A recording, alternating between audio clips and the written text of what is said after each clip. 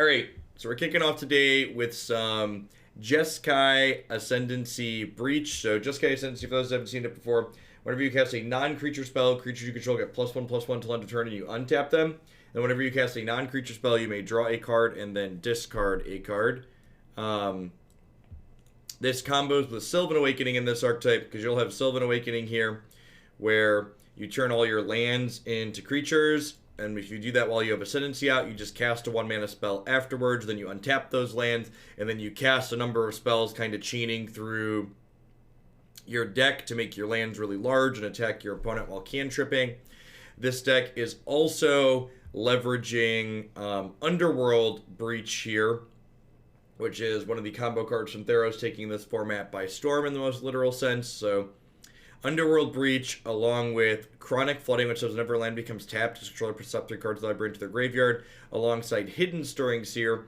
What this allows you to do is deck yourself and then cast Thassa's Oracle. So that way you can win the game with Thassa's Oracle. So this deck has 2 different win conditions. You can Thassa's Oracle after decking yourself with Underworld Breach, or you can Sylvan Awakening plus Jeskai Ascendancy. We've got Commune with the Gods here, which looks at 5 cards and finds a creature or land. So this finds both Breach and Ascendancy on top of our Sylvan Caryatids here. So let's go ahead and dive on into a league and see how it goes. There actually is a Breach deck in Standard. I think it's going to be at the top of the queue for tomorrow. There's a Breach combo deck in Standard. In Standard, it combos with Drowned Secrets, 3-mana Kiora, and Lotus Field. You sit there and loop Kiora as untapping Lotus Field, and Drowned Secrets mills you out while you do it. You can play it inside of a combo shell.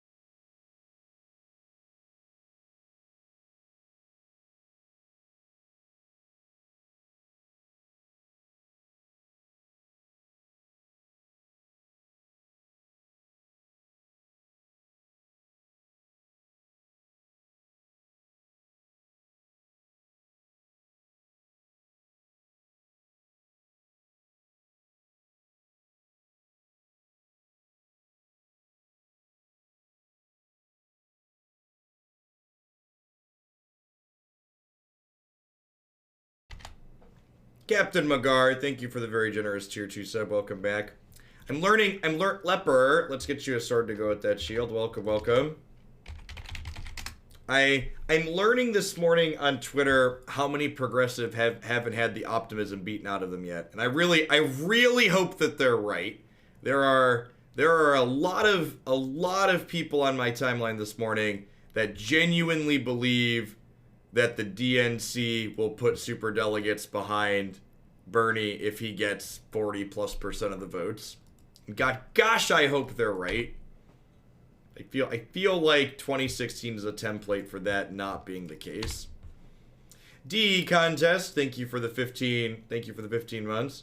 Oh, I'm aware. I'm aware that if they don't back the person with the majority, we almost certainly won't win 2020. There will be a lot of people that just won't show up and vote, or will just vote for Trump out of spite.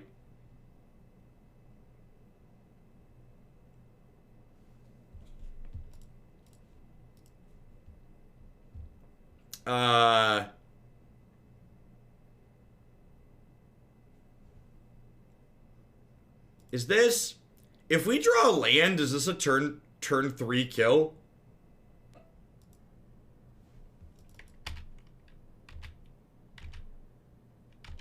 Dr. Karn, congrats, -3 Karn. It's exciting.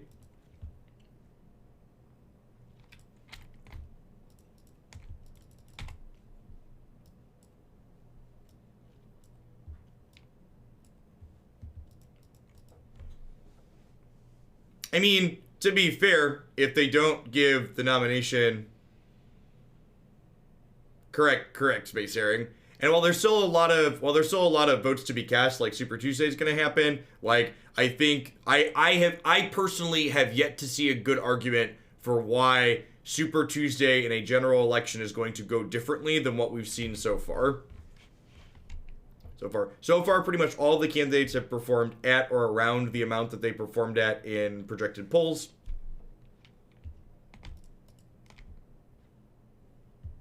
So part of the issue in 2016, and this is the detail to understand, is that people tend to vote, especially in later states, based on momentum. So the thing that's different in 2020 versus 2016 is that there's these things called super delegates in the DNC, and they cast votes just like regular delegates that get assigned from the states. And in 2020, those super delegates don't get a vote until the second round of voting, which only happens if there's a brokered convention, which means it only happens if someone doesn't get 51% of the votes in the first round of voting.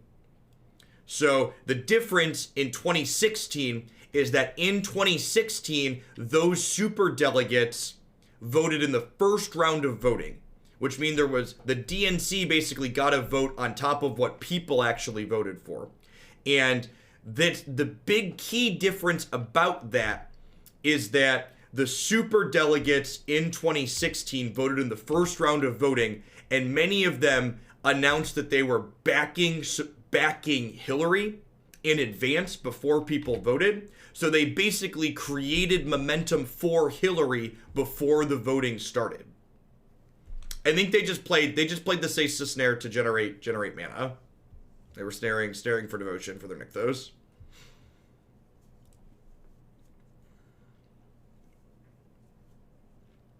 So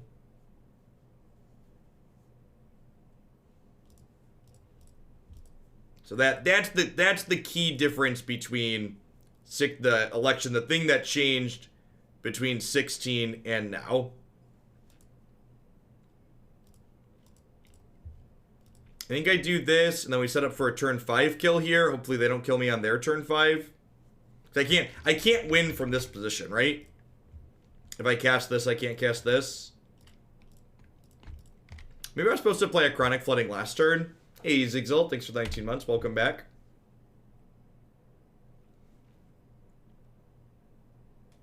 Hey, Neat, if I would have hit my land drop, things would have worked out better for us here, right?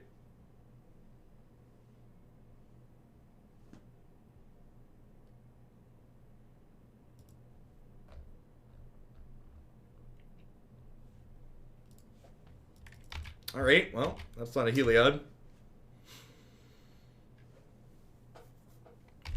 This is a free block, right?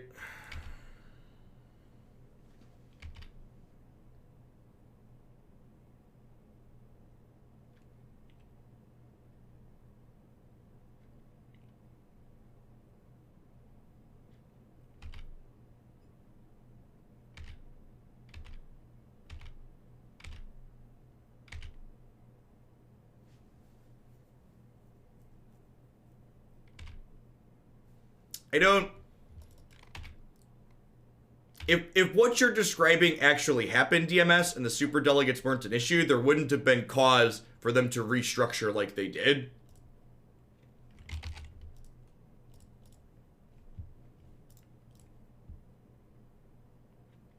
Alright, so the game has ended. Wait. Did I mess up? Did I have to put Chronic Flooding on a blue source?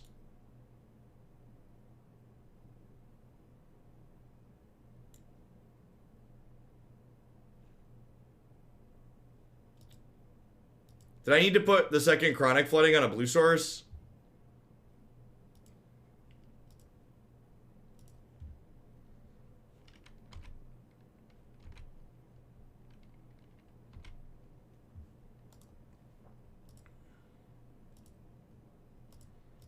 We still win with Caryatid?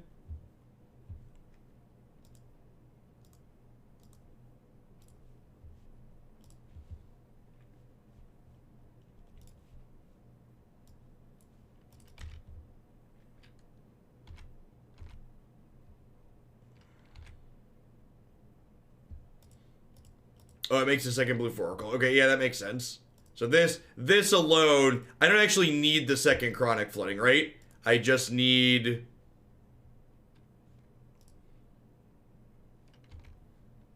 a second blue. Yeah, I'd mill faster if I would have...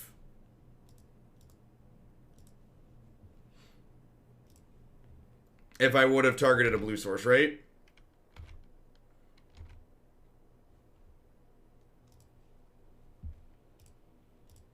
Yeah, what if so? I still have them dead.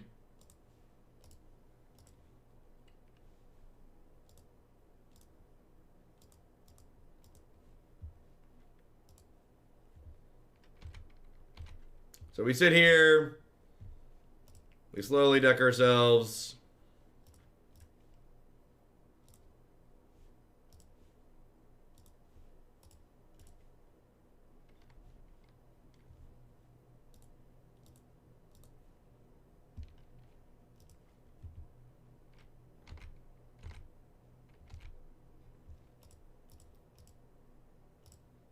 It is incredibly tedious to do on Moto. Just need to make sure I don't exile Thassa's Oracle. So yes, yes, no. Sunshine, I'll read your message in a minute. I'm really, this is actually going to be a really bad deck for streaming. I am not going to be able to interact with chat much at all during this. I'm not going to be able to hold another conversation because I have to like sit here and mechanically go through this, and there's a very real chance of timing out if I'm doing anything else. So please hold any thoughts you have while I click.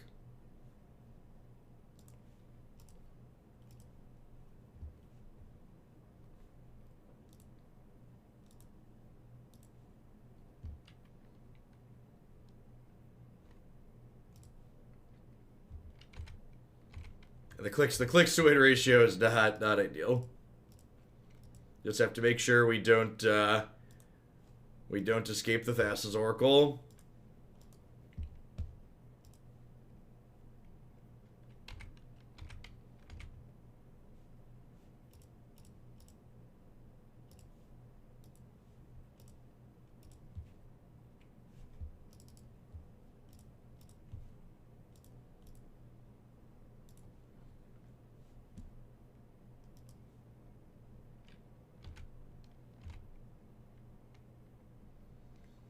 Yeah, that's a different deck, Lord Aaron. So like the explicit point of this deck is to combine the two different combos because both the combos individually can win quickly. So what you're describing is what the Lotus Breach builds try to do, and that build is fine. This deck is just the combos, the cards you use to set up your combos are different.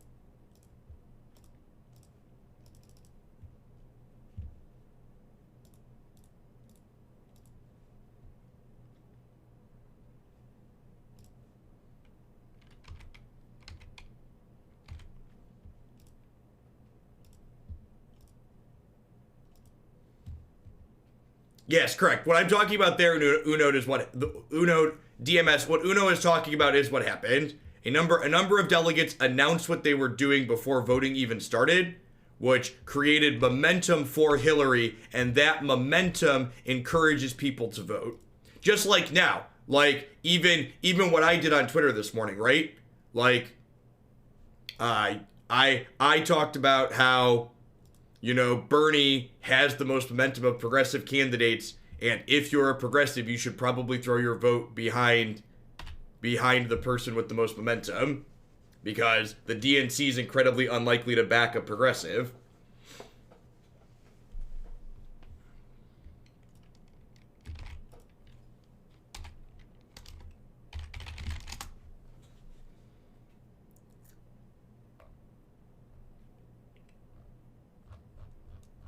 Alright.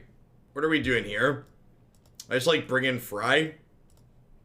I return to nature as a disenchant effect, so that's like not super useful. I guess killing Ballista is technically useful, huh? That's just like all I bring in.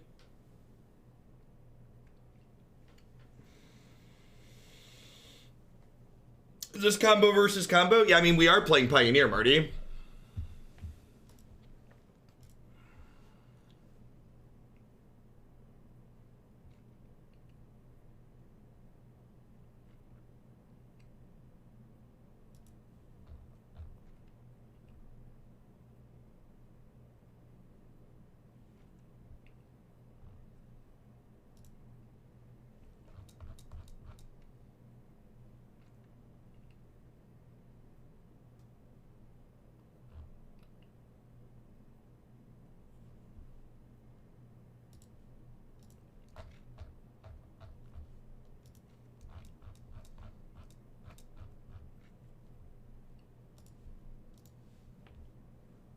What do we want to cut? Is it just like filler, like strategic planning or opt? I guess Caryatid's kind of filler, although it was kind of useful there, I suppose.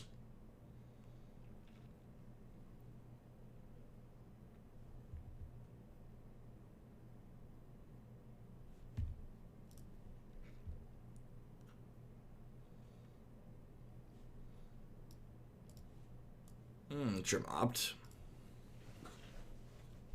Bring in a scotch of interaction. I mean, to be fair, your Friday Night Magic is probably a lot less hostile than what you see me play on Magic Online. And obviously there's going to be a good amount of variation from FNM to FNM, but a lot of FNMs are like more casual than what you see me slog through on Magic Online. A lot of FNMs are people playing things like the Vampires deck that you want to play that are just like decks that they enjoy playing.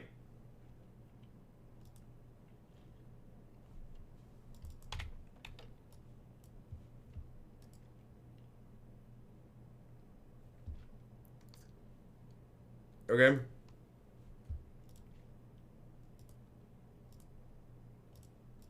I heard a statement that MTGO is similar to Day 2 at a GP. Do you think that? No, I think that's masturbatory.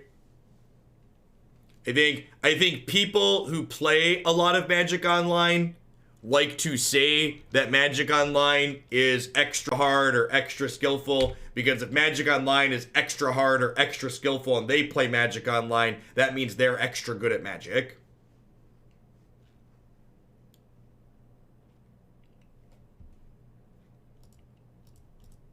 I think a lot of those statements are largely self-serving. This can't find a land, right? Yeah, it just finds enchantments. That's super awkward. Gonna like need a third land.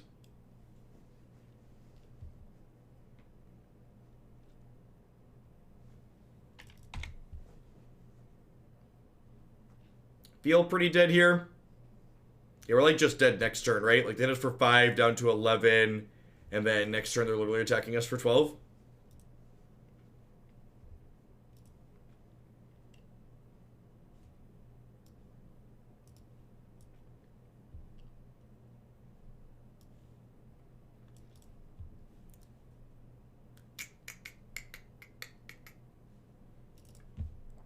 I'm gonna split this Commune with Op, because Op can help us find lands, which seems important.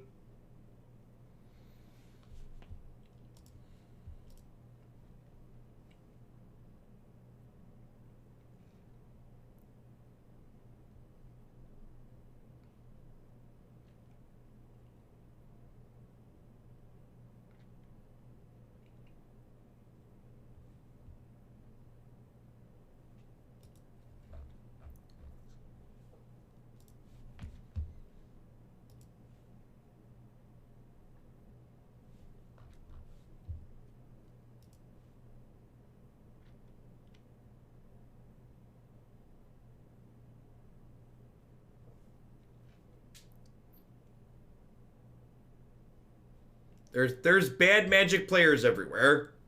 Mistakes mistakes and miscalculations happen at every level of play.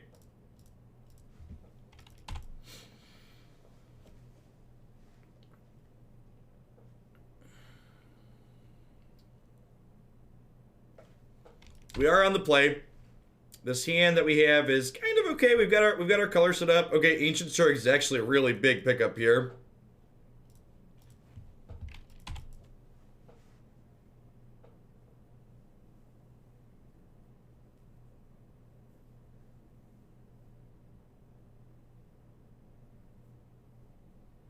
For people, I think people in chat are discussing Gideon Emblem versus Thassa's Oracle. Gideon Emblem beats Thassa's Oracle, just for reference. Just for reference on that discussion, Gideon Emblem wins.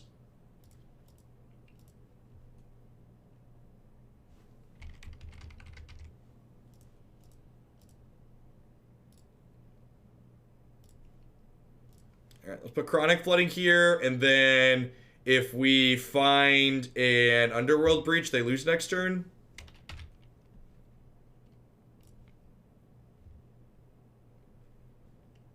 Well, I mean, we didn't find Underworld Breach, but we also, like, got past a bunch of cards that are not Underworld Breach. The Great Wumbo, thank you for the 11 months of support. I appreciate that. Welcome back. Thanks for keeping me around. Did I, again, not put Chronic Flooding on a blue source? I need to, like, take a sticky note and put it on my monitor. And just be like, Dear Jeff, put Chronic Flooding on a blue source. Does not having Chronic Flooding on a blue source mean I lose the game? No, because I can untap these two. Rest in peace. Rip.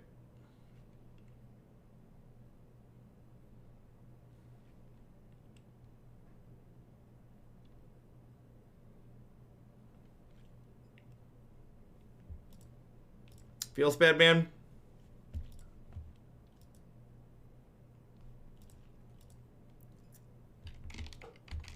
I guess I could technically find a Return to Nature now. I did board 2 of those in. This gameplay feels identical to Modern. I like combo killed them game 1. They had a good aggressive start, and then they had 8 cards this game.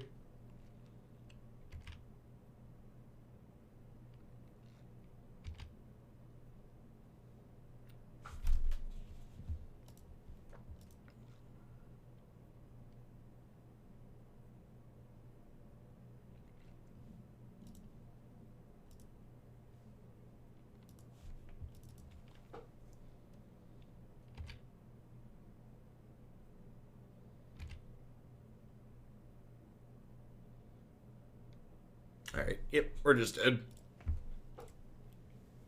Feel like there's gonna be a lot of we're just dead moments over the next 2 weeks while we clear out the Pioneer queue.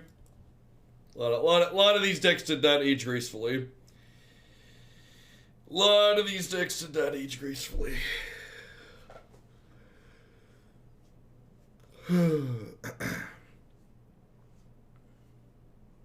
Huh. I wonder if anything, if the JAC list on my website that's not trying to do Underworld Breach things is actually just better than this right now. Because that list doesn't explicitly rely on the graveyard. Like there's a good amount of graveyard hate running around right now.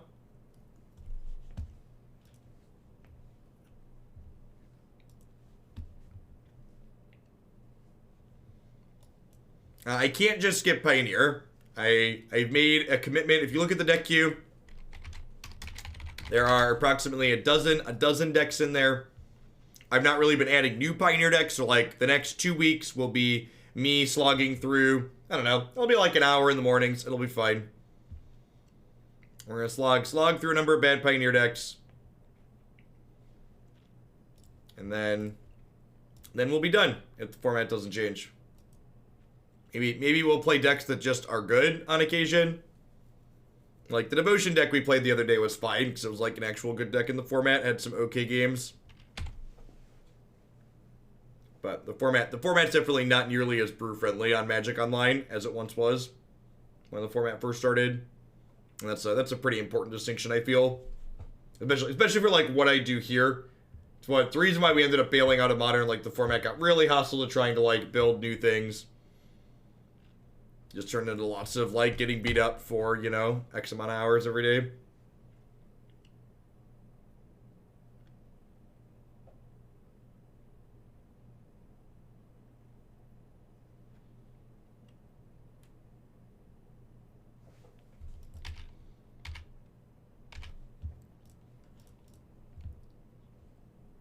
Commune with the Gods sounds great. Need to find more enchantments.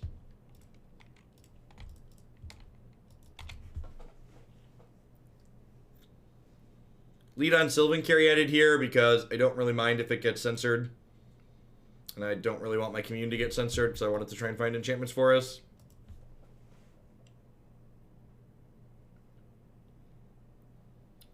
I think a post supporting / lauding a direct competitor's game could constitute an unintentional infraction of Hasbro.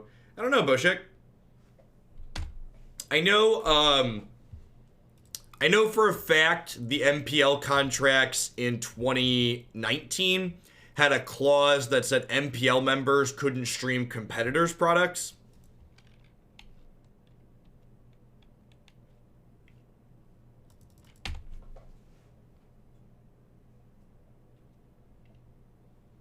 Yeah, someone on Twitter pointed out that it took them like 3 months to ban Oko from it being... It took like 3.5 months for them to ban Oko after it was printed. So, we could be waiting that long.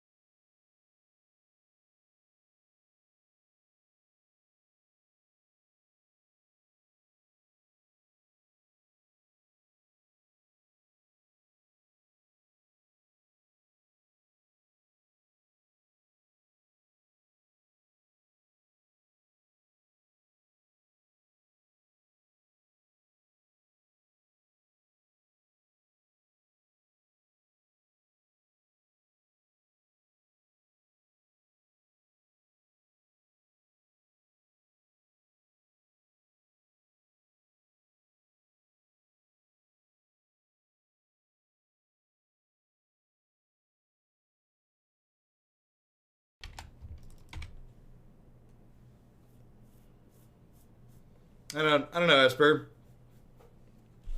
I don't know. All right, we're gonna put my Chronic Flooding on a blue source. It's gonna be great. And then we're kind of just sitting here twiddling our thumbs because, like, this here is an example of the downside of having 2 combos in our deck. Like, main deck Mystic Dispute. Yep.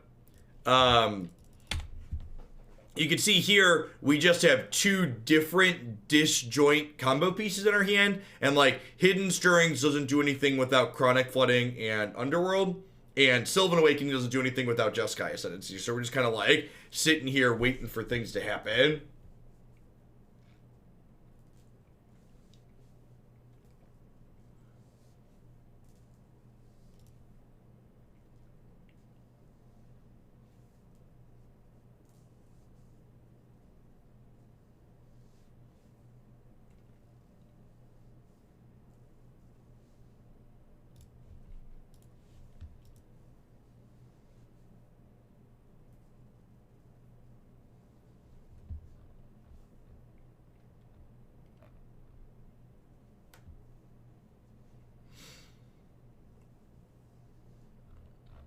I haven't done a rant on it, Stormy Waters, but I did post a tweet basically to that effect.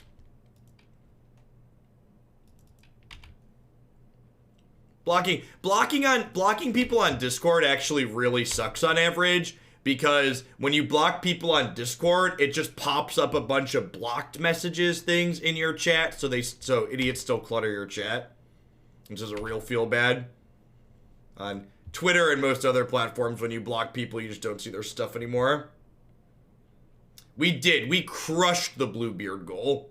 We ended up raising over $12,000 for St. Jude, because Soglandia is absurd.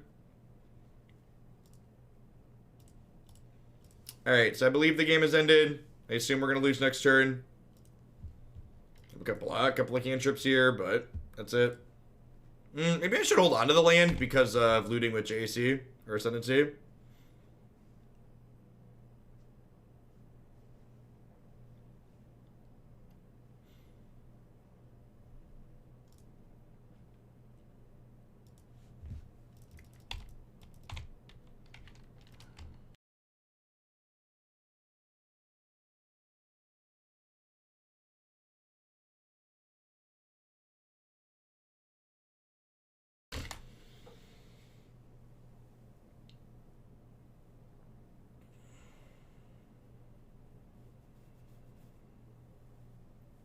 Alright, Sarcastic and up. This will be a Jace for Thassa's Oracle. And then we lose.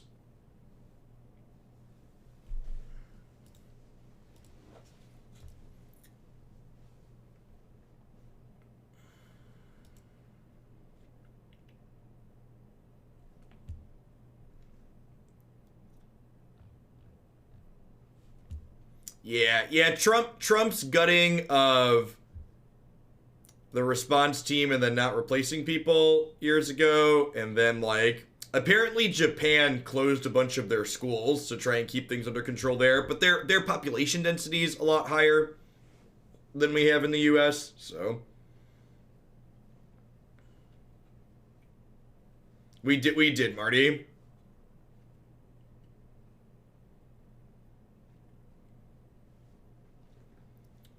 Bink Dispute comes in here.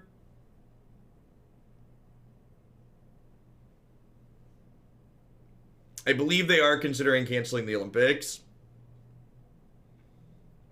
which probably seems like a smart plan. I think I'm just trimming around the edges here.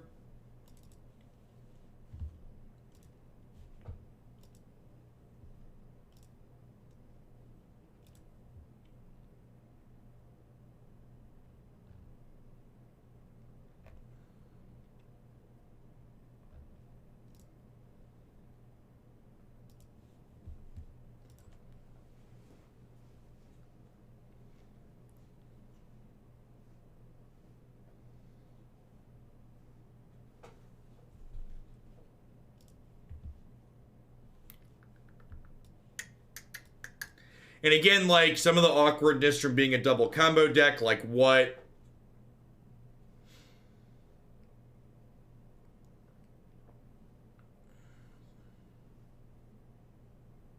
It's like, I don't think I can keep this, right? Because, like, these cards just don't do anything.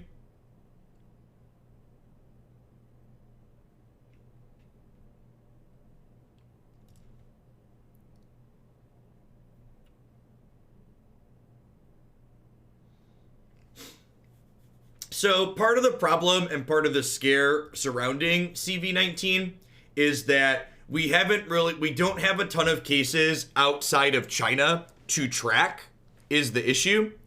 And China, there's been a lot of consensus that China's not been truthful about the impact of the virus there and like what treatment looks like and like what the fatality rate is. And that too, the infection rate is higher than some of those other things, the rate at which it transmits from person to person.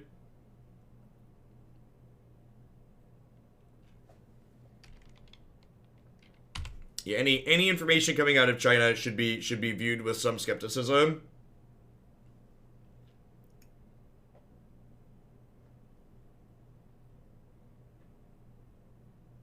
It's the next plague, or I think calling it the next plague is probably overstating from my understanding of the information, but from the fatality rate, but the rate at which it spreads is incredibly high.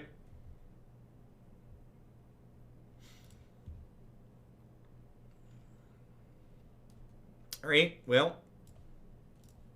Might get our first Ascendancy kill here. We get to play Ascendancy next turn, and then we need a land and a 1-mana spell from there.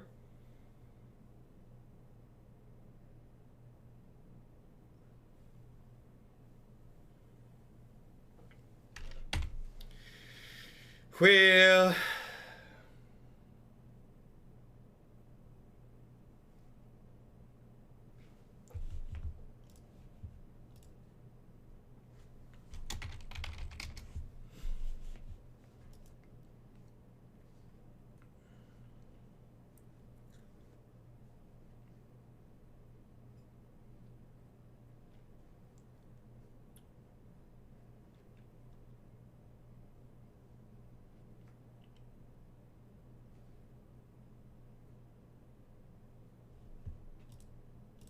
Well, this would have been a good draw if we hadn't just lost our Ascendancy.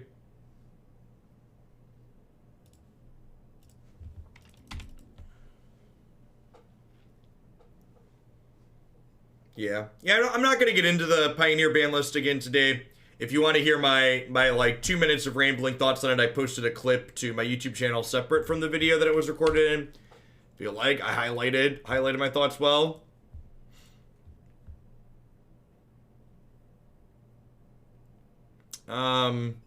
And like here again, like just the awkwardness of kind of being in two combos. Like, do I keep this Underworld Breach? Like, I have a Chronic Flooding and Ancient. I guess I should keep this, right? Because this can recast these. So if I just hit enough mana, Underworld Breach goes off on its own. Should I sack? I should sack this land actually. This card actually, right? Because I could draw more lands.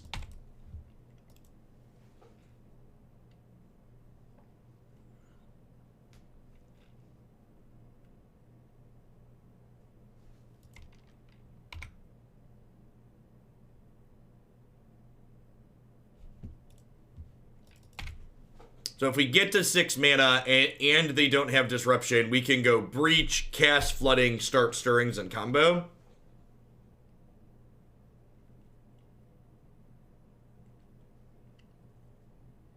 I'd hold caution listening to anything like that, Terran Terror. That sounds like a bit of fear-mongering.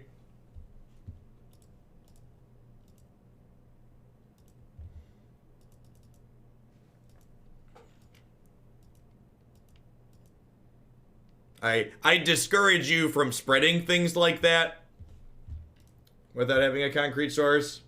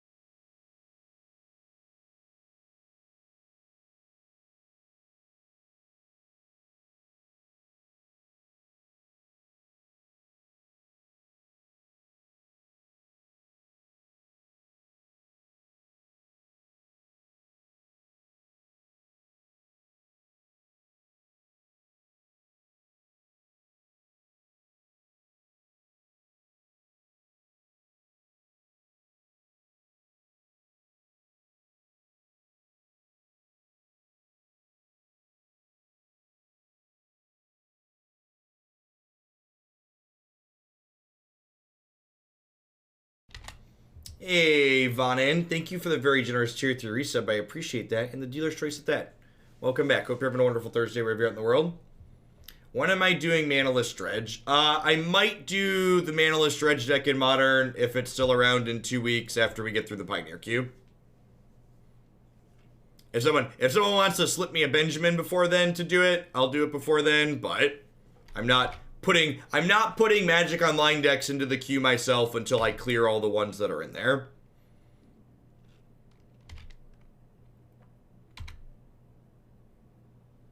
There is a what's his name had a post about it. I'm blanking on his name. Martin Yuza had a post about it.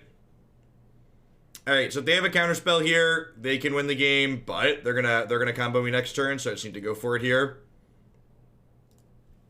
So we'll put Chronic Flooding on here.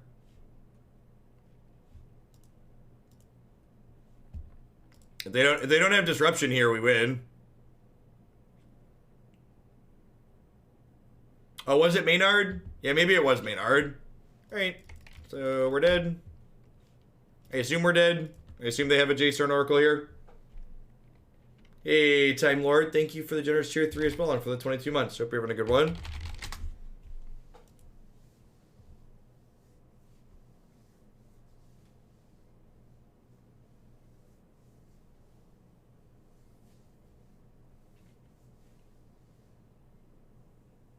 It does not untap your lands. It does not. You have to have Jeskai Ascendancy to untap your lands.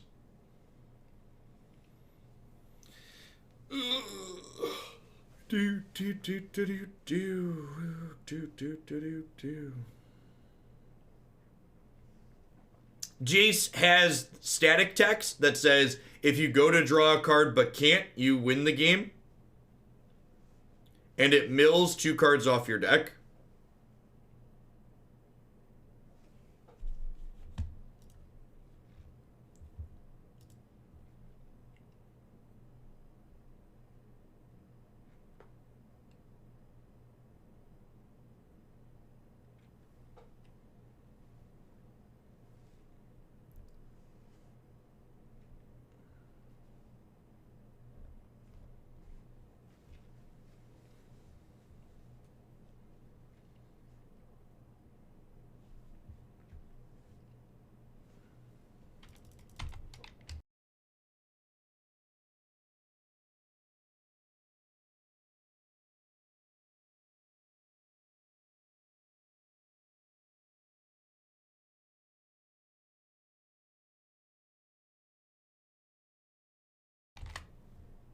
So, and this is one of the reasons why their archetype is so strong.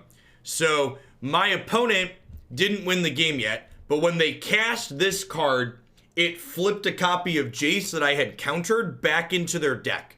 So, while it's going to take them a turn or two potentially to redraw this Jace, their deck was effectively a 1-card combo kill.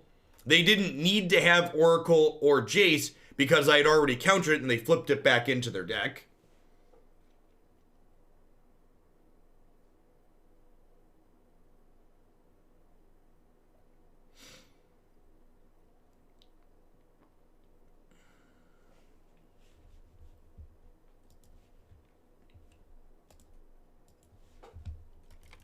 And we lose. Yep. Yeah, and the opponent's deck is also good because just having a 6/6 flyer is fine.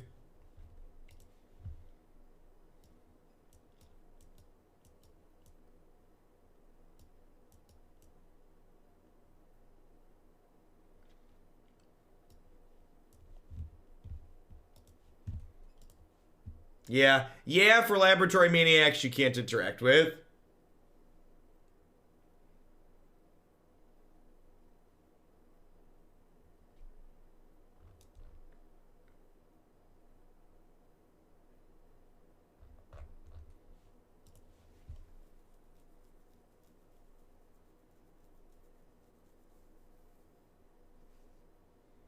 Inverter is a control deck, doesn't actually need to get ahead on cards, because once it runs both players out of resources, it just wins. Yep, that's an accurate summary.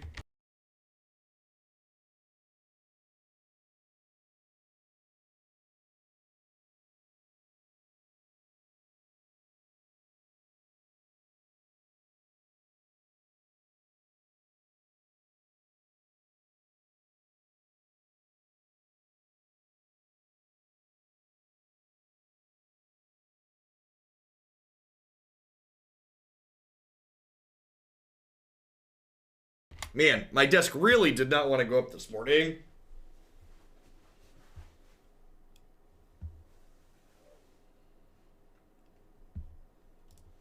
We played a Devotion build of Inverter on stream at one point. I am not taking new Pioneer decks for less than $50 at the moment. In fact, I'm pretty confident that from here on out, unless Wizards manages to mess up both Standard and Historic, my Moto deck price is going to permanently be at 50 plus. Moto's just kind of a slog. So I think unless they really screw the pooch with their other formats that I can play on Magic Arena, I'm gonna be moving to playing Moto more sparingly. Yeah, me too. I'm excited for not only 20 more historic cards next month, but Jumpstart happening over the summer. Now, I think even if they actually address Pioneer, I'm gonna leave the price tag increased.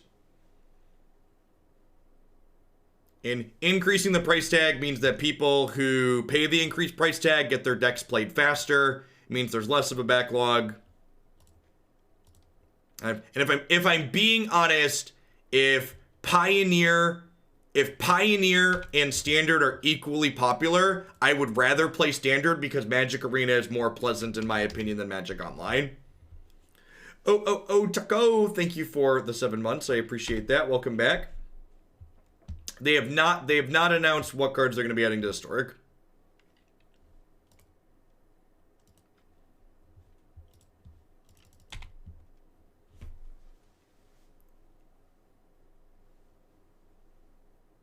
Magic's fun. We're having a good time, right? Let the good times roll. Do do do do do do. I think I want to hold on to a couple of these lands now because if we find the Ascendancy, we could loot through them later. Block.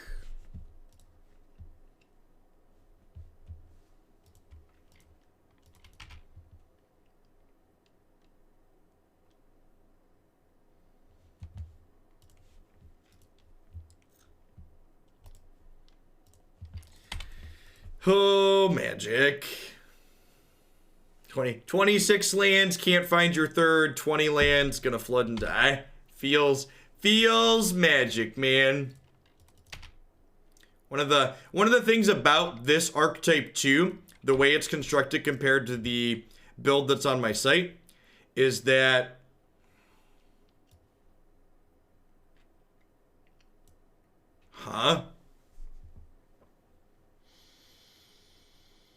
I just don't have enough cards in my bin for Breach to do anything. I think I'm supposed to Commune.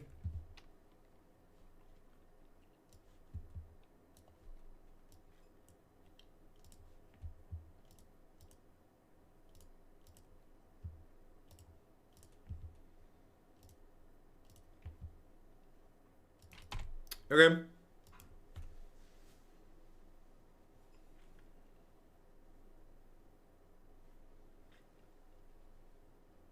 Could maybe get paid off for holding onto these forests. We get to loot through them. That's fair. That's fair. Holding it plays around Thoughtseize. Because I can't cast most cards I draw there anyways, right? So I should just wait. Kind of surprised they didn't fire up these Mutavaults in this deck. Have threat to play here. Yeah, that makes sense.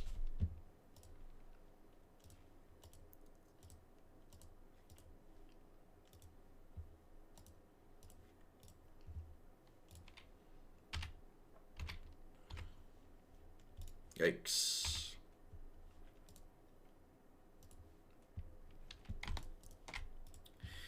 Well, you know. So this is 4, 5, 6, 7, 8, 9, 10, 11.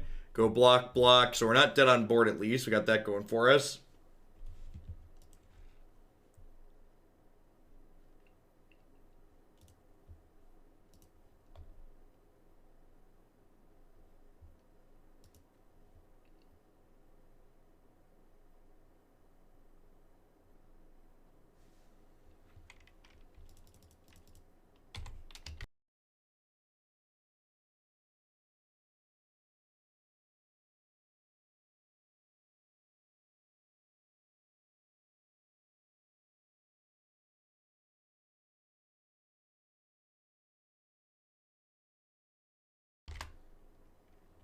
Just to play this deck, stop drawing lands. I feel like that's strong. Strong suggestion. Joke's on you, opponent. I don't got thoughts to seize.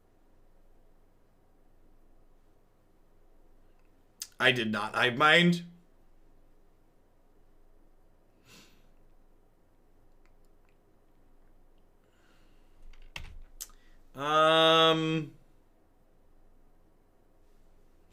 I don't know that we can beat this, huh?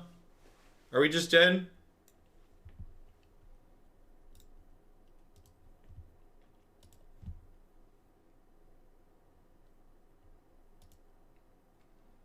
My kids' basketball team won 76-6 the other day. Yikes. No, I don't think so. I don't think spending 3 life to get 3 extra cards in my bin is good there against an aggressive deck that's already pressuring my life total.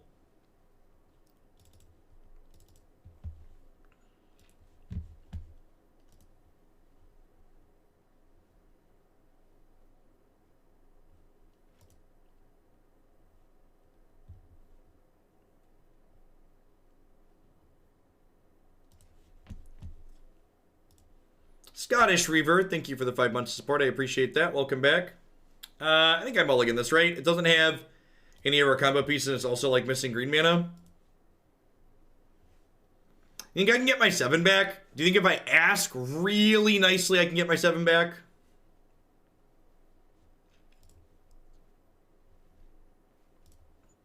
Well, here we are.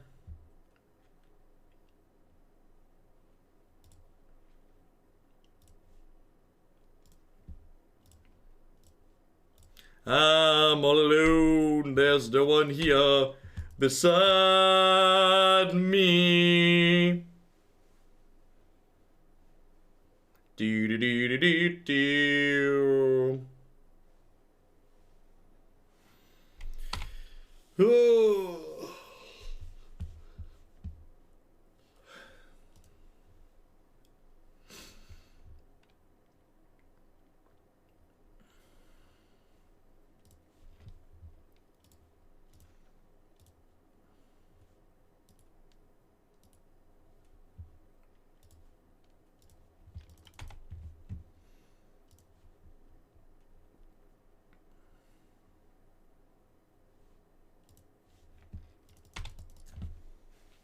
Duress me, daddy. Oh, yeah. Sucker punch me again. You know just what I like.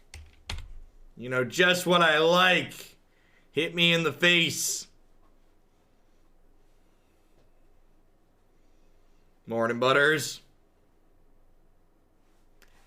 Alright. I'm done with this deck in this format. That's not true. I'll be back again tomorrow to lose 3 more matches for your pleasure, but so to give feedback on this felt much worse than the Ascendancy deck we've played in the past. The fact that there's multiple styles of combo cards here that just don't do anything if you don't have all of your other pieces with them, and then combine that with the fact that this build gave up dig through time to leverage Underworld Breach, felt like I never had a comeback mechanic. In the build that had dig through time in it, you could like be in top deck mode and peel a dig through time and get back into the game because dig through time is incredibly powerful and can find you both combo pieces or like a combo piece plus a cantrip. And this felt much worse than having that kind of catch-up style mechanic inside of the JAC deck. So I think this build was a pretty big flop for me compared to the builds that we've played in the past. So if you're looking to play Ascendancy and Pioneer, I actually think the build on my website is still very reasonable during this combo winter because it's a relatively fast combo deck and it gets to play dig through time. So I think this build was a bit of a miss and I would still recommend the build that's up on my site. All right, at any rate, we are going to dive on into standard for the rest of the day. This deck went pretty quick, so maybe we'll actually manage to get to 4 standard decks today. We'll see. I'm going to do a quick ad break while I get everything switched over. When we get back, we're going to be playing some Adventure Nights again. Thanks for hanging out today, folks. Don't go anywhere.